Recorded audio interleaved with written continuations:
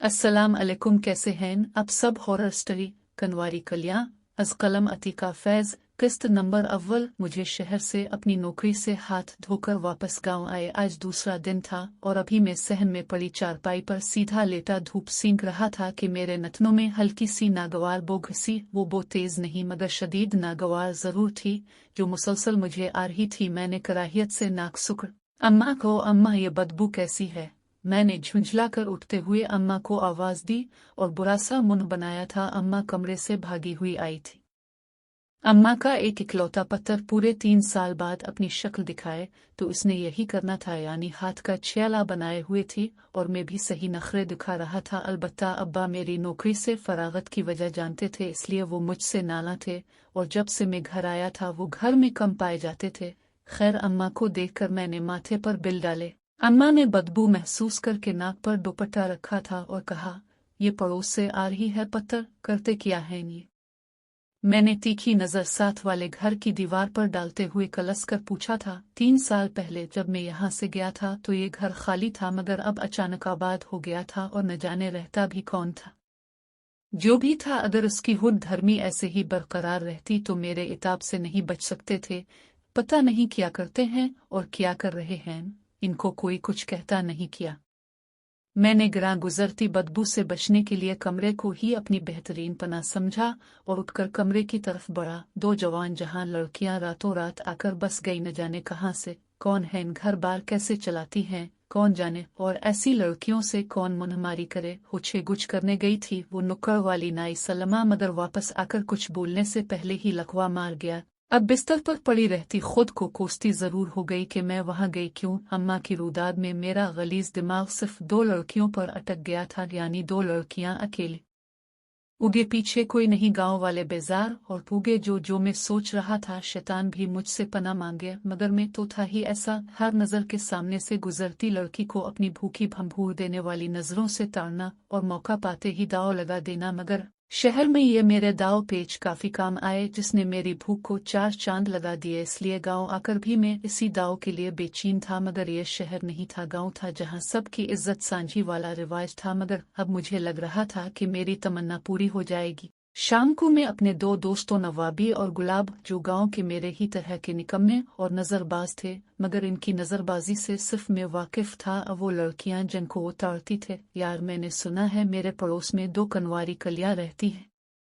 मेरा अंदाज निहायत लोफराना था। हाँ, रहती तो हैं, मगर यार कल से मैंने इनको देखा नहीं। अरे, वो एक कुल्ली पानी लेने जाती है ना, पिंडंडी से गुजर कर, गुलाब ने कहा था। कुछ नाना, मैंने पर सोच अंदाज में कहा और इरादा किया कि कल से पगडंडी पर डेरा लगाना है।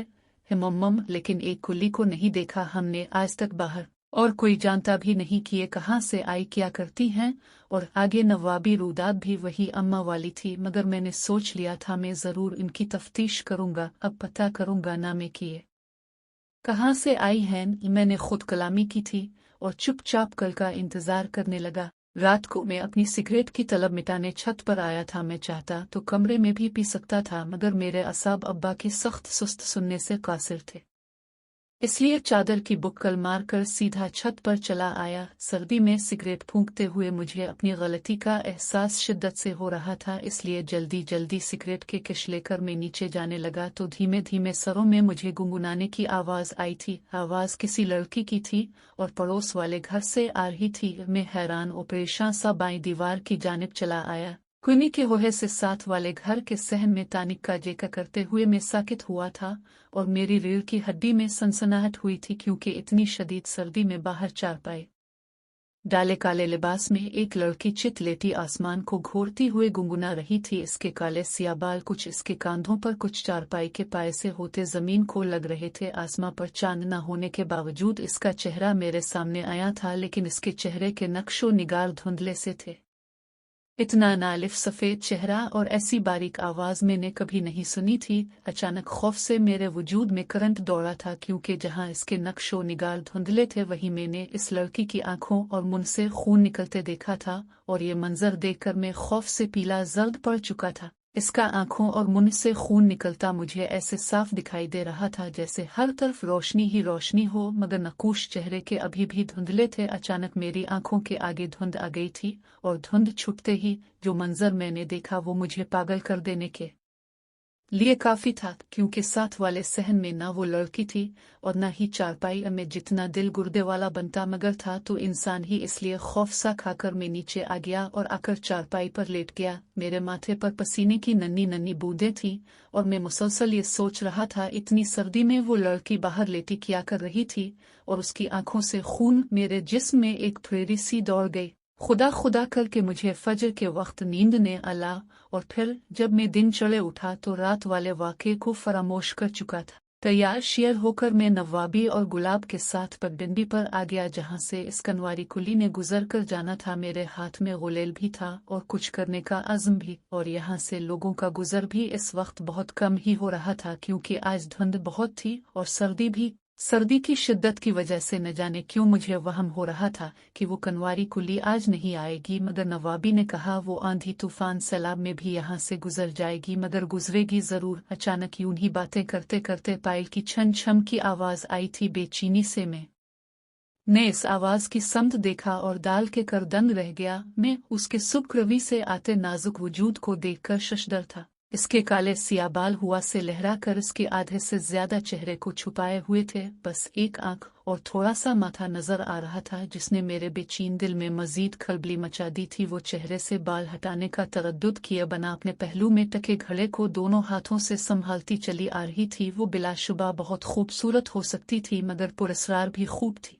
सारा मंजर जैसे मेरे वहां खो जाने और उसके सामने से आने पर मौकूफ था। नवाबी और गुलाब दोनों की मौजूदगी से मैं बेखबर हो चुका था।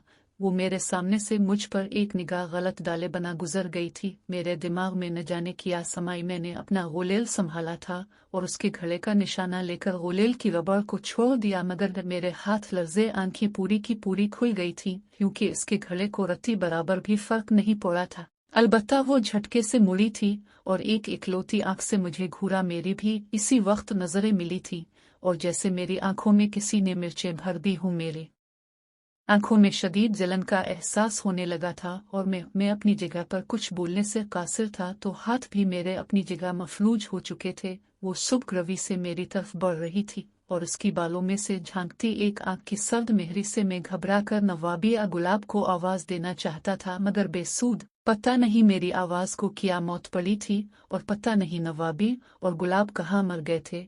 अलमुख्तसर में बहुत घबराया हुआ और बेबस था। इस वक्त वो चलती चलती मेरे बिल्कुल सामने आई थी और एक हाथ से घड़े को संभाले संभाले दूसरे हाथ से मेरी कलाई थामी तो एक सर्द फुरेरी सी मेरे पूरे वजूद में दौड़ गई थी, मगर साथ ही मेरे हवास इसका आधा जला हाथ, जिसमें से खून और गोश्त के लोथड़े टपक रहे थे, देखकर मेरा साथ छोड़ गए। शाम में मुझे होश आया था। अम्मा पास बैठे मेरा सर दबा रही थी।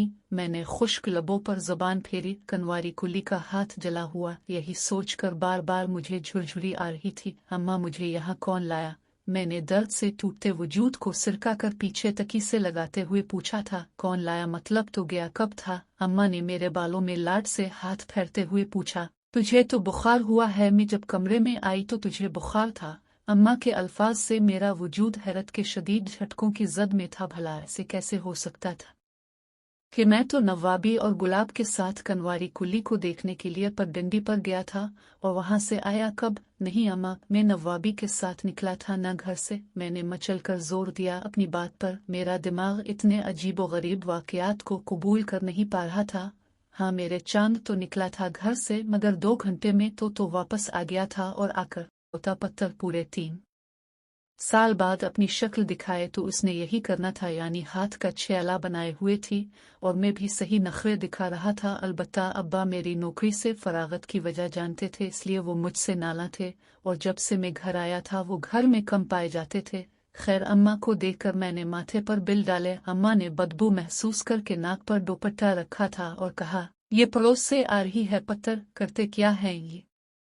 मैंने तीखी नजर साथ वाले घर की दीवार पर डालते हुए कलस कर पूछा था। 3 साल पहले जब मैं यहाँ से गया था तो ये घर खाली था, मगर अब अचानक आबाद हो गया था और न जाने रहता भी कौन था।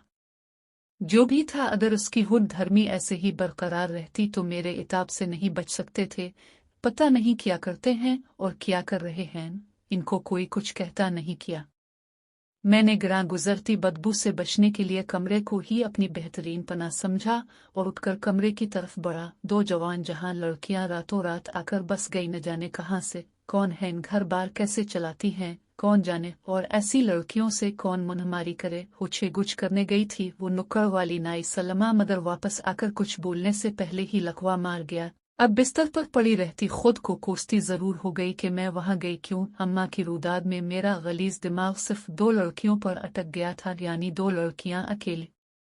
उगे पीछे कोई नहीं, गांव वाले बेजार और पूगे। जो मैं सोच रहा था, शैतान भी मुझसे पना मांगे, मगर मैं तो था ही ऐसा। हर नजर के सामने से गुजरती लड़की को अपनी भूखी भंभूर देने वाली नजरों से ताड़ना और मौका पाते ही दाव लगा देना। मगर शहर में ये मेरे दाव पेच काफी काम आए, जिसने मेरी भूख को चार चांद लगा दिए। इसलिए गांव आकर भी मैं इसी दाव के लिए बेचैन था। मगर ये शहर नहीं था, गांव था, जहां सबकी इज्जत सांझी वाला रिवाज था। मगर अब मुझे लग रहा था कि मेरी तमन्ना पूरी हो जाएगी। शाम को मैं अपने दो दोस्तों नवाबी और गुलाब, जो गांव के मेरे ही तरह के निकम्मे और नजरबाज थे, मगर इनकी नजरबाजी से सिर्फ मैं वाकिफ था, अब वो लड़कियां जिनको वो ताड़ती थे। यार, मैंने सुना है मेरे पड़ोस में दो कनवारी कलियां रहती हैं। मेरा अंदाज निहायत लोफराना था। हाँ, रहती तो हैं, मगर यार कल से मैंने इनको देखा नहीं। अरे, वो एक कुल्ली पानी लेने जाती है ना, पिंडंडी से गुजरकर। गुलाब ने कहा था कुछ नाना, मैंने पर सोच अंदाज में कहा और इरादा किया कि कल से पगडंडी पर डेरा लगाना है। हिमम, लेकिन एक कुल्ली को नहीं देखा हमने आज तक बाहर, और कोई जानता भी नहीं कि ये कहाँ से आई, क्या करती हैं। और आगे नवाबी रुदाद भी वही अम्मा वाली थी, मगर मैंने सोच लिया था मैं जरूर इनकी तफ्तीश करूंगा। अब पता करूंगा ना मैं किए कहाँ से आई हैं। मैंने खुद कलामी की थी और चुपचाप कल का इंतजार करने लगा। रात को मैं अपनी सिगरेट की तलब मिटाने छत पर आया था। मैं चाहता तो कमरे में भी पी सकता था, मगर मेरे असाब अब्बा की सख्त सुस्त सुनने से कासिर थे, इसलिए चादर की बुक्कल मारकर सीधा छत पर चला आया। सर्दी में सिगरेट फूंकते हुए मुझे अपनी गलती का एहसास शिद्दत से हो रहा था, इसलिए जल्दी जल्दी सिगरेट के किश लेकर मैं नीचे जाने लगा तो धीमे धीमे सरों में मुझे गुनगुनाने की आवाज आई थी। आवाज किसी लड़की की थी और पड़ोस वाले घर से आ रही थी। मैं हैरान और परेशान सा बाईं दीवार की जानिब चला आया। कुनी के होहे से साथ वाले घर के सहन में तानिक का जेका करते हुए मैं साकित हुआ था और मेरी रीढ़ की हड्डी में सनसनाहट हुई थी, क्योंकि इतनी शदीद सर्दी में बाहर चारपाई डाले काले लिबास में एक लड़की चित लेटी आसमान को घोरती हुए गुनगुना रही थी। इसके काले सिया बाल कुछ इसके कांधों पर, कुछ चारपाई के पाए से होते जमीन को लग रहे थे। आसमां पर चांद न होने के बावजूद इसका चेहरा मेरे सामने आया था, लेकिन इसके चेहरे के नक्शो निगार धुंधले से थे। इतना नालिफ सफेद चेहरा और ऐसी बारीक आवाज मैंने कभी नहीं सुनी थी। अचानक खौफ से मेरे वजूद में करंट दौड़ा था, क्योंकि जहां इसके नक्शो निगार धुंधले थे वहीं मैंने इस लड़की की आंखों और मुंह से खून निकलते देखा था। और ये मंजर देखकर मैं खौफ से पीला जर्द पड़ चुका था। इसका आंखों और मुंह से खून निकलता मुझे ऐसे साफ दिखाई दे रहा था जैसे हर तरफ रोशनी ही रोशनी हो, मगर नकूश चेहरे के अभी भी धुंधले थे। अचानक मेरी आंखों के आगे धुंध आ गई थी और धुंध छुटते ही जो मंजर मैंने देखा वो मुझे पागल कर देने के लिए काफी था, क्योंकि साथ वाले सहन में ना वो लड़की थी और ना ही चारपाई में। जितना दिल गुर्दे वाला बनता मगर था तो इंसान ही, इसलिए खौफ सा खाकर मैं नीचे आ गया और आकर चारपाई पर लेट गया। मेरे माथे पर पसीने की नन्ही नन्ही बूंदें थीं और मैं मुसलसल ये सोच रहा था इतनी सर्दी में वो लड़की बाहर लेटी क्या कर रही थी, और उसकी आंखों से खून मेरे जिस्म में एक थ्रेरी सी दौड़ गई। खुदा खुदा करके मुझे फजर के वक्त नींद ने आला,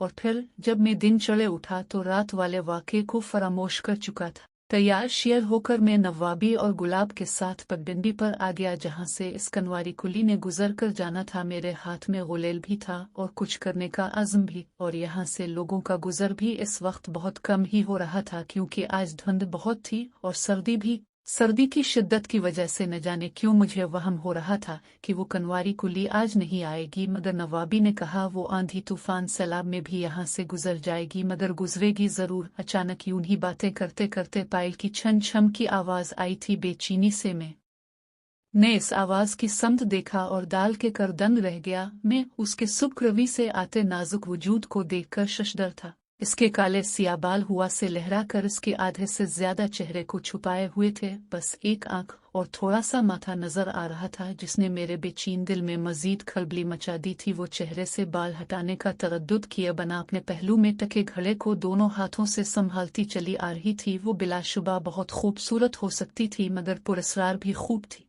सारा मंजर जैसे मेरे वहां खो जाने और उसके सामने से आने पर मौकूफ था। नवाबी और गुलाब दोनों की मौजूदगी से मैं बेखबर हो चुका था।